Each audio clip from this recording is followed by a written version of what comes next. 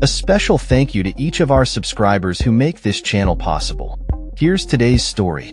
In a significant display of solidarity, the European Union's new top diplomat, Kaja Kallas, and the head of the European Council, Costa, made their first official visit to Kyiv on Sunday. This visit comes at a critical juncture for Ukraine, nearly 3 years into its struggle against Russia's aggressive invasion that began in February 2022. The leader's arrival in the Ukrainian capital is not just a ceremonial gesture. It sends a powerful message of unwavering support from the EU to Ukraine as it faces unprecedented challenges. We came to give a clear message that we stand with Ukraine, and we continue to give our full support, Costa stated during a press briefing, emphasizing the EU's commitment to providing humanitarian, financial, military, and diplomatic assistance to Ukraine. The timing of this visit is particularly poignant, as questions loom over the future of U.S. support for Ukraine with the impending return of Donald Trump to office in January. There are concerns that Trump might pressure Ukraine into making painful concessions for a rapid peace agreement, which could undermine the hard-fought gains made by Ukrainian forces. As the situation intensifies, Russian President Vladimir Putin has threatened to escalate military actions, including targeting government buildings in Kyiv with his new Orshnik missile, a move that he claims is a direct response to Ukraine's support from Western allies. Kallas, who previously served as Estonia's prime minister, acknowledged the gravity of the situation in Ukraine, stating, "The situation in Ukraine is very, very grave. But it's clear that it comes at a very high cost for Russia as well." This sentiment reflects the EU's understanding of the complex dynamics at play, where both sides are facing significant challenges. The leader's visit is also aimed at reinforcing the EU's stance as a reliable partner for Ukraine in the face of Russian aggression.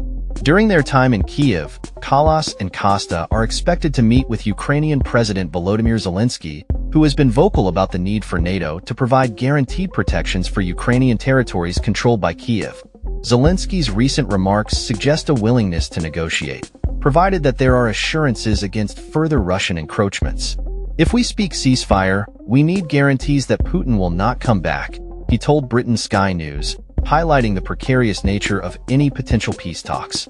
Kallas echoed Zelensky's sentiments, asserting that NATO membership remains the strongest security guarantee for Ukraine.